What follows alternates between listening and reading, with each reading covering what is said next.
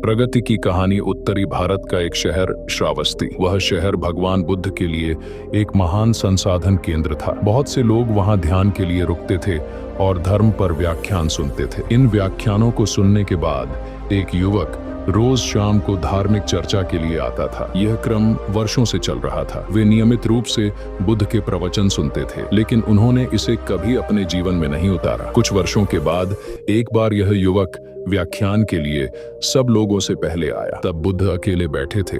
फिर वह बुद्ध से मिला और बोला, गुरुवर्य, एक सवाल मुझे लगातार परेशान कर रहा है और मेरे मन में संदेह पैदा कर रहा है। तब भगवान बुद्ध बोले कि धर्म के मार्ग पर चलते हुए किसी भी प्रकार का संशय व्यर्थ है, उसे दूर करें। आपके पास क्या सवाल है? गुरुवर्य, मैं आपके व्याख्यान में कई वर्षों से आ रहा हूँ। मैं देखता हूँ कि हमारे आसपास अनेक साधु, भिक्षुणियां और बड़ी संख्या में सामान्य सांसारिक स्त्री पुरुष आते हैं। मैं उन्हें सालों से देख रहा हूँ। कुछ साधक ने इस रास्ते पर बहुत प्रगति की है। मैं स्वयं देखता हूँ कि उनमें से कुछ को निर्वाण की भी अनुभूति हुई होगी। हालांकि कुछ लोगों को निर्वाण का एहसास नहीं हुआ है, लेकिन उनके जीवन में काफी बदलाव आया है। और गुरुवर्य, साथ ही मैं ऐसे बहुत से लोगों को देखता हूँ जो बिल्कुल भी नहीं बदले हैं। मैं उनमें शामिल हूँ। इनमें से कुछ तो काफी जर्जर नजर आ रहे हैं। उनमें कुछ भी नहीं बदला है या बदलाव के कोई संकेत नहीं है। गुरुवर्य, ऐसा क्यों हो रहा है? आप जैसे शक्तिशाली, निर्वाण साक्षात्कारी दयालु संत को उन्हें मुक्त करने के लिए अपनी शक्ति और करुणा का उपयोग क्यों नहीं करते? भगवान गौतम बुद्ध कहानी। भगवान गौतम बुद्ध कहानी। Lord Gautam Buddha story. पथ पर प्रगति की कहानी। महापुरुष भगवान बुद्ध मुस्कुराए और युवक से पूछा, तुम कहाँ रहते हो? आपका मूल गांव कौन सा है? गुरुवर्य, मैं इस कौशल साम्राज्य की राजधानी श्रावस्ती में रहता हूँ, युवक बोला। परंतु देखने से हमें यह नहीं लगता कि तुम इस क्षेत्र के निवासी हो। तो तुम मूल रूप से कहाँ के हो?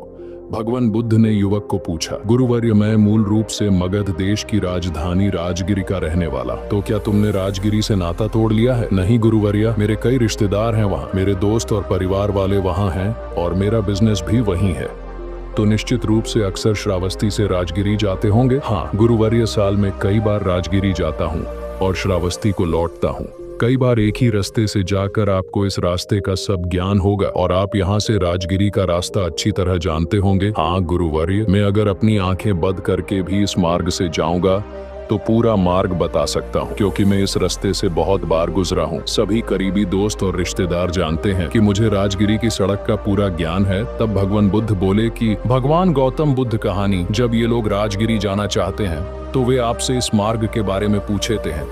क्या तुम उनसे उस मार्ग के बारे में बातें छिपाते हो? क्यों साफ साफ रास्ता बताते हैं ताकि वे समझ सकें? क्या यह संभव है गुरुवर्य? मैं उसे स्पष्ट रूप से समझाता हूँ कि पूर्व की ओर चलना शुरू किया और गया पहुँचने के लिए आगे बढ़े, और यह भी कि आप बहुत ही सरल और समझने योग्य शब्दों में राजगिरी जाएंगे। मैं उन्हें स्पष्ट और सरल तरीके से मुझे जो कुछ पता है वो सब सच बताता हूँ। तो बताने के बाद सब लोग राजगिरी बहुत आसानी से पहुँचते होंगे। भगवान बुद्ध बोले, गुरुवर्य, कहना थोड़ा कठिन है। जो लोग आदि से अंत तक इस मार्ग का अनुसरण करते हैं, जैसा कि मैंने उन्हें बताया है, वे राजगिरी तक पहुंच सकते हैं। यही मैं आपको बताना चाहता हूं युवा सज्जन। मेरे पास बहुत से लोग आते हैं क्योंकि मैं यहाँ से निर्वाण को गया हूँ। मैं मार्ग को भली भांति जानता हूँ। मुझसे पूछा जाता है कि निर्वाण और मुक्ति तक पहुँचने का मार्ग क्या है, तो उनसे क्या छुपाना है? मैं उन्हें स्पष्ट रूप से कहता हूँ, यही तरीका है।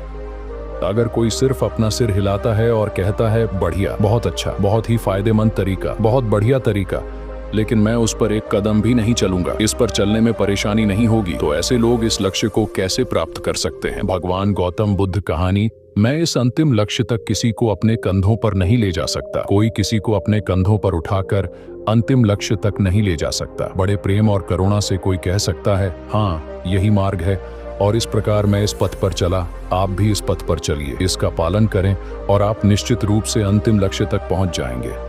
प्रत्येक मनुष्य को इस मार्ग पर स्वयं चलना चाहिए, एक कदम उठाना चाहिए। जो लोग इस रास्ते पर एक कदम बढ़ाते हैं वे अपने लक्ष्य के एक कदम और करीब होते हैं। जो लोग इस रास्ते पर 100 कदम आगे बढ़ते हैं वे लक्ष्य के 100 कदम करीब होते हैं।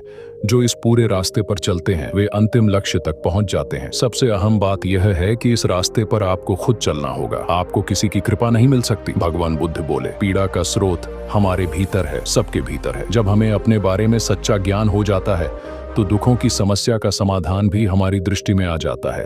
इसलिए सभी ऋषि मुनि हमें स्वयं को समझने की सलाह देते हैं। वास्तविकता यह है कि हमें अपने वास्तविक स्वरूप को समझने से शुरुआत करनी चाहिए, जिसके बिना हम कभी भी अपनी या दूसरों की समस्याओं का समाधान नहीं कर पाएंगे।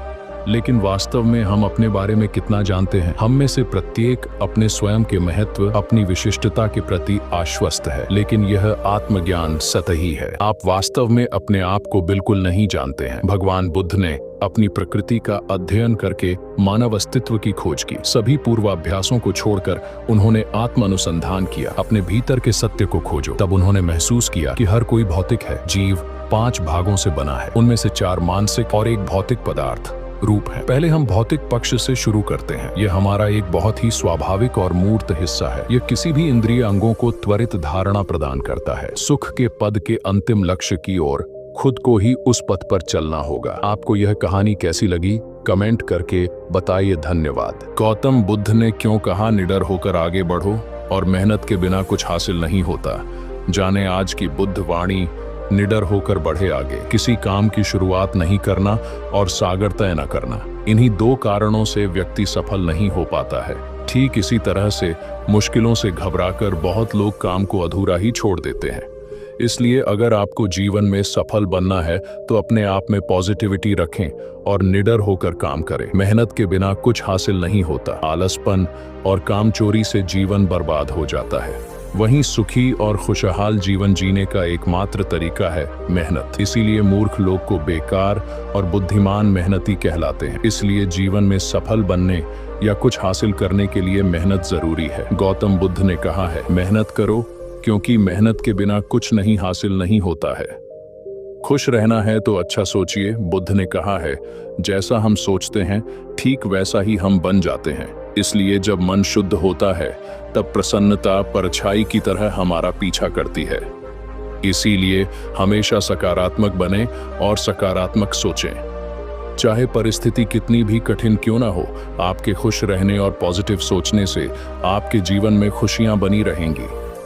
व्यक्ति के सोच से जीवन बदल सकता है और बिगड़ भी सकता है। कहा जाता है कि आपकी सोच का निर्माण 5 इंद्रियों आंख, कान, नाक, जीभ और त्वचा से होता है। इसीलिए खुश रहिए और अच्छा सोचिए, अच्छी संगत में रहें। गौतम बुद्ध ने कहा कि जंगली जानवर के मुकाबले एक कपटी और बुरा मित्र अधिक खतरनाक है, क्योंकि जंगली जानवर जब हमला करता है तो वह आपके शरीर को चोटिल करता है, लेकिन बुरा मित्र सीधे आपके मन पर घाव करता है। इसलिए कहा जाता है कि जैसी आपकी संगत होगी आप भी वैसे ही बन जाएंगे। बुद्ध कहते हैं कि व्यक्ति को हमेशा अच्छी संगत में रहना चाहिए। वर्तमान में जिएं। गौतम बुद्ध कहते हैं कि आज में जिएं और भविष्य की चिंता न करें। इसलिए व्यक्ति को अपने मन में वर्तमान क्षण को केंद्रित करना चाहिए, क्योंकि यही दुख और चिंताओं से मुक्ति पाने का मुख्य मार्ग है और यह आपको शांति की ओर ले जाता है। भविष्य की चिंता हमेशा आपको परेशान और चिंतित करती है, लेकिन अगर आप वर्तमान में जिएंगे तो आप अपना आज सुधार लेंगे।